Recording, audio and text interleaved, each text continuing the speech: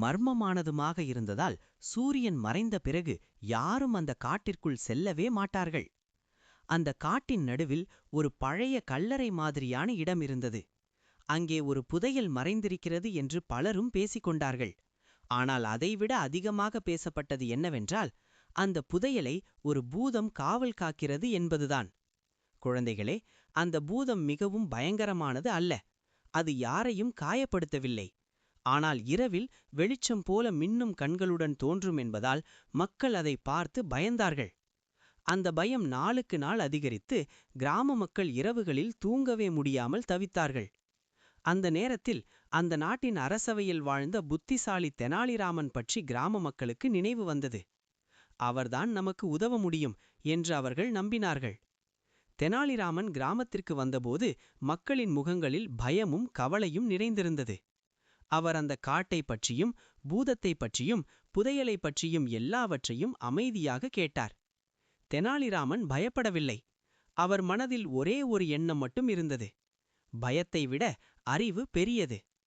அந்த இரவே நிலா ஒளி பொழியும் நேரத்தில் தெனாலிராமன் தனியாக அந்த காட்டிற்குள் நடந்தார். மரங்கள் காற்றில் ஆடியது, இலைகள் சத்தம் செய்தது, ஆந்தைகளின் சத்தம் கேட்டது. ஆனால் தெனாலிராமனின் மனம் அமைதியாக இருந்தது. காட்டின் நடுவில் அந்த பழைய இடத்தை அடைந்தார். அங்கே ஒரு விசித்திரமான ஒளி தெரிந்தது. அந்த ஒளியின் நடுவில் அந்த பூதம் இருந்தது.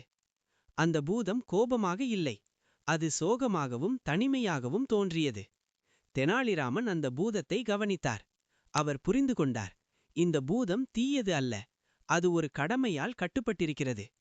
பூதம் அந்த புதையலை பல ஆண்டுகளாக காத்து கொண்டிருந்தது. அந்த புதையல் தவறான மனிதர்களின் கைகளில் போய்விடக்கூடாது என்பதற்காக ஒரு மந்திரத்தால் அது அங்கே இருக்க வேண்டிய நிலை ஏற்பட்டிருந்தது. பூதம் தெனாலிராமனுக்கு சில புதிர்களை முன்வைத்தது. அந்த புதிர்களை தீர்த்தால் மட்டுமே புதையலின் உண்மை தெரியும். தெனாலிராமன் அவசரப்படவில்லை. ஒவ்வொரு புதிரையும் மெதுவாக யோசித்தார். அவர் தனது அறிவையும் அனுபவத்தையும் பயன்படுத்தினார். புதிர்கள் பணம் பற்றியும் பேராசை பற்றியும் நல்ல மனம் பற்றியும் இருந்தன. தெனாலிராமன் புரிந்து கொண்டார், இந்த புதையல் பணத்திற்காக அல்ல, மக்களின் நலனுக்காகத்தான். அவர் எல்லா புதிர்களையும் சரியாக தீர்த்தார். அந்த நேரத்தில் அந்த பூதத்தின் முகம் மகிழ்ச்சியால் ஒளிர்ந்தது. அதன் கடமை முடிந்தது. மந்திரம் உடைந்தது. புதையல் திறக்கப்பட்டபோது அதில் தங்கம் மட்டுமில்லை, அதோடு பழைய சாசனங்கள், நீர் சேமிக்கும் முறைகள், கிராமத்தை வளமாக்கும் திட்டங்கள் இருந்தன. தெனாலிராமன் அந்த புதையலை கிராம மக்களிடம் ஒப்படைத்தார். அந்த செல்வம் எல்லோருக்கும் பயன் தரும்படி பயன்படுத்தப்பட்டது. குளங்கள் கட்டப்பட்டன, பள்ளிகள் உருவானது, விவசாயம் வளர்ந்தது. பூதம் விடுதலை பெற்றது. அது மகிழ்ச்சியுடன் அந்த காட்டை விட்டு சென்றது. காடு இனி பயத்தின் இடமாக இல்லை, அது அமைதியின் இடமாக மாறியது. கிராம மக்கள் மீண்டும் நிம்மதியாக வாழ ஆரம்பித்தார்கள். அவர்கள் தெனாலிராமனை நினைத்து நன்றி கூறினார்கள். குழந்தைகளே, இந்த கதையிலிருந்து நாம் என்ன கற்றுக்கொள்கிறோம்? பயப்படுவது எளிது, ஆனால் பயத்தை எதிர்கொள்வதுதான் தைரியம்.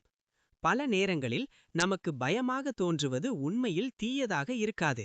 அதை புரிந்து கொள்ள அறிவு வேண்டும். அதை எதிர்கொள்ள தைரியம் வேண்டும்.